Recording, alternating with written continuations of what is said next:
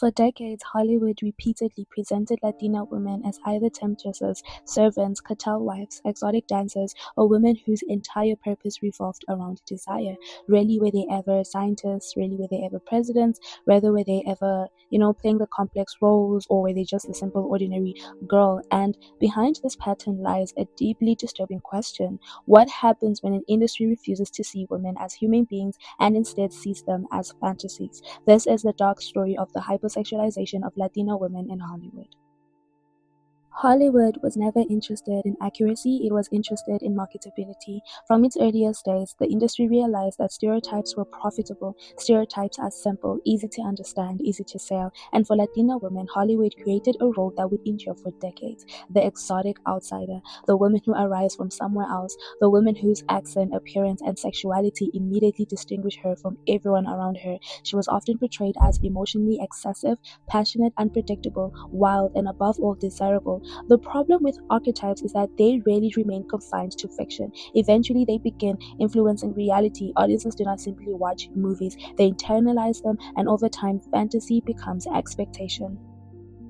For decades, the American film industry operated a dark, highly calculated factory of exploitation. Old Hollywood did not just discover Latina actresses, it systematically stripped them of their nouns and reduced them to one-dimensional, hypersexualized caricatures to satisfy the white male gaze and rake in massive box office profits. When we look back at the golden age of Hollywood, we often see a world of effortless glamour, sweeping romances, and cinematic pioneers. But beneath the silver screen's polished surface lies a darker, highly calculated history of exploitation. For decades, the American film industry functioned not just as an entertainment factory, but as a cultural machine that actively manufactured, packaged, and sold racial stereotypes for profit. Among the most enduring and damaging of this creation was the hypersexualized Latina. To understand why old Hollywood chose to strip Latina actresses of their nouns and reduce them to one-dimensional caricatures, we have to look beyond the cameras. We have to look at colonial psychology, political propaganda, and the economic greed of a studio system entirely controlled by white heterosexual men. The roots of this hypersexualization did not just begin in the audition rooms of Los Angeles. They were inherited from centuries of colonial ideology following the Mexican-American War. In the 19th century, Western literature and culture began to construct the myth of exotic seductresses. White Western societies historically viewed indigenous and Latin American cultures through a lens of fear and fascination, framing them as wild, untamed, and uninhibited. When camera emerged, Hollywood took these pre-existing cultural biases and formalized them into a process media scholar called tropicalizing. To tropicalize a person was to erase their specific heritage, language, and culture and replace it with an interchangeable, vibrant, and highly available sexual caricature. By the 1930s and 1940s, this system objectification was codified by the United States government itself. Facing the threat of World War II, Washington implemented the Good Neighbor policy. The goal was purely geopolitical, strengthen diplomatic ties with Latin America to prevent the region from aligning with Axis powers.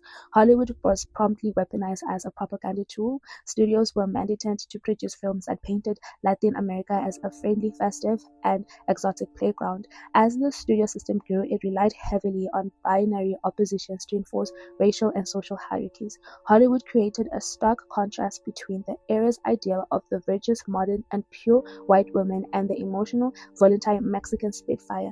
Actresses like Lupe Velez were trapped within this aggressive trope.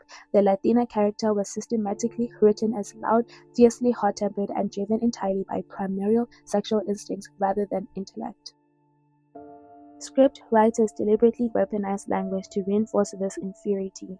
Accents and broken English were engineered into dialogue to blend comedy with sexuality. You know how it's always funny in Hollywood that every time someone has a weird accent on television, it seems so funny, but when they added it with the looks, it felt more enticing and funny to just watch. I mean, we see that a lot with Indian stars, the moment they place into Hollywood, or Chinese people, they always portrayed in a way that's just so funny and more of a learning experience rather than they know what they're doing.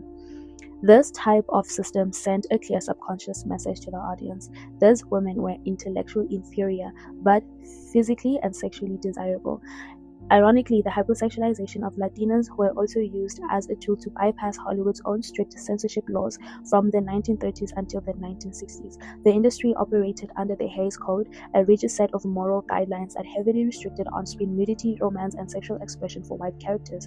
However, the industry viewed non-white and foreign characters as inherently other and therefore less bound by traditional American Christian morals. This was just so bad and just so sad, because everyone else that was just non-white, it can be black person, can be, the Latinas, it can be whoever, they were always portrayed in a way that was just way over sexual than the other race. Studios exploited this racial loophole. They used Latina characters to showcase a level of revealing dress, provocative dancing, and overt promiscuity that would have been flatly banned for Anglo-American actresses. The Latina body became a safe zone for white audiences to consume sexual content without violating the protocol standards imposed on the other stars. To see how deeply the industry feared authentic industry, we also look at one of the actresses, the transformation of Rita Hayworth. Even though she was not Latina, but she was actually Spanish. She was born Margarita Cancino. She was an extraordinary, talented Spanish-American dancer, yet old Hollywood deemed her too Mediterranean for leading roles. They even said her name was too Spanish. The studio forced her to undergo painful electrolysis to alter her hairline, dye her hair a fiery red, and legally change her name to sound Anglo-Saxon. Once her heritage was erased, Hollywood turned her into the ultimate hypersexualized pin-up girl of the 1940s. She became a global bombshell, but it came at a devastating personal cost. Hayworth once famously remarked on the tragedy of her manufactured image, saying, "Men went to bed with Glinda, but they woke up with her." For those who refused to change their names, the typecasting was brutal. Dolores Del Rio, widely regarded as Hollywood's first major female Latin American crossover star, possessed an ethereal elegance that commanded the silent film era. Yet, as Hollywood transitioned into sound, executives weaponized her accent. Despite her immense talent and aristocratic background, she was increasingly restricted to be exotic, highly sexualized, or racial ambiguous roles. Fed up with the industry refusal to see her as a multidimensional human being, Del Rio eventually abandoned Hollywood entirely, returning to Mexico where she could finally play complex, dignified roles. Most of these women, they just never had any roles that had dignity. They had roles that only reduced them to a certain criteria, and that was how they looked and their unearthly, exotic side and their beautiful accents. But they were never looked beyond who they are as a person, and most stars had just to keep quiet to get the money and get whatever they have to do in order to succeed. And this was something that was just devastating for them, because in a case of her, she had to leave America and go back to her hometown in Mexico in order just to finally play roles that demanded respect and demanded dignity. Hollywood was weaponized as a propaganda tool mandated to produce films painting Latin America as a festive, exotic playground. This gave rise to the festive caricature epitomized by Carmen Miranda. Handpicked and heavily marketed by male studio executives, Miranda was costumed in exaggerated cartoonish attire, reducing complex South American identities to a comforting, non-threatening spectacle of song, dance, and overt availability. As Hollywood moved out of the golden age and into the late 20th century, the hypersexualized Spitfire did not disappear, it simply evolved. The industry created a new, deeply damaging binary for Latina actresses: the super savior sexy maid or the dangerous cartel wife. In the 1980s and 90s, television and film routinely cast Latinas as domestic workers whose whole purpose was to be hypersexualized by white male protagonists.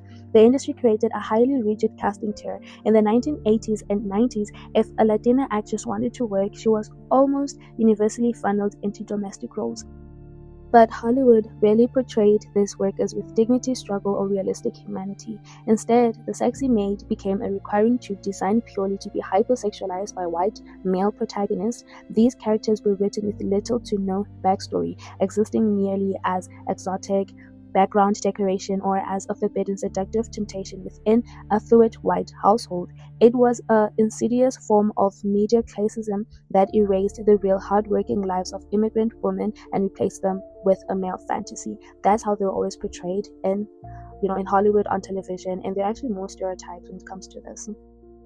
Cinema has long feared female sexuality, but when combined with race and ethnicity, that fear often becomes magnified. The Latina temptress became a familiar figure, beautiful, uncontrollable, emotionally intense. Her sexuality was portrayed as both irresistible and dangerous. She was desired, yet simultaneously punished for being desirable, and perhaps that is the true cruelty of the archetype.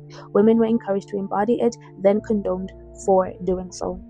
When Salma Hayek arrived in Hollywood in the 90s, she was told by top executives that a Latina could never land a leading role because her accent would remind audiences of their maids. How brutal can one get? Imagine the classism in this. Imagine the racial statement in all this, that if she plays a serious role, she was going to remind people of their maids. And that's Salma Hayek, one of the best, actresses in Hollywood, who was also in the movie The Bodyguard with Samuel L. Jackson. This is just something that's a reminder to tell you how deep this racial system in Hollywood was actually placed. When she did get roles, she was routinely pressured to lean into the hypersexualized, one-dimensional tropes. She was always feisty. Every time I saw Salma Hayek on TV, she was almost feisty, always with an attitude, always, swearing a lot and just being that crazy woman.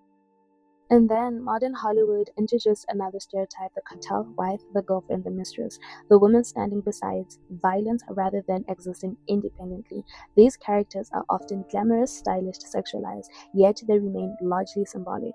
Their purpose is usually to reflect male power. Rarely do they possess meaningful inner lives. Rarely are they fully developed individuals. Instead, they become extensions of male narratives. And once again, the message remains unchanged. Latina women are visible but not central, desired but not fully seen.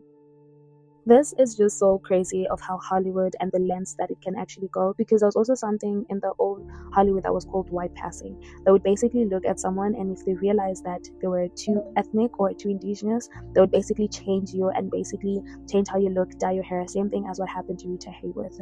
And this denied complexity amongst all of the women. Perhaps the most devastating consequences of stereotyping is not misrepresentation, it is limitation. When industry repeatedly associate women with a narrow set of characteristics, opportunities begin disappearing. Entire careers become restricted. Women capable of extraordinary dramatic performances often found themselves repeatedly offered the same roles: the seductive neighbor, the mistress, the exotic stranger, the supporting character, again and again. Over time, some performances found themselves trapped. We also see this clearly in the historic career of Sofia Vergara. In the 2000s, she achieved global stardom and became one of the highest paid actresses on television for her role as Gloria Delgado Pritchard on Modern Family. Vergara's immense comedic timing and charisma are undeniable, yet the writing for her character routinely relied on the exact tropes manufactured in the 1930s. She was framed as the loud, fiercely hot-tempered, heavily accented, and hyper-feminine wife married to an older, wealthier white man. Beauty opens doors in Hollywood. In Hollywood, beauty can also become imprisonment. Once an actress becomes associated with a particular image, escaping that image can prove nearly impossible. The public begins expecting consistency, studios begin demanding repetition, the market rewards familiarity, and gradually the individual disappears beneath the brand. For many women, hypersexualization functioned as both opportunity and a curse. It brought visibility, but visibility will forever come at a cost, because being constantly desired is not the same thing as being respected, and being admired is not the same thing as being understood. Ultimately, the tragic reality of Hollywood's history was an absolute monopoly of power, with zero Latina representation behind the scenes, no writers, no directors, and no studio executives of color.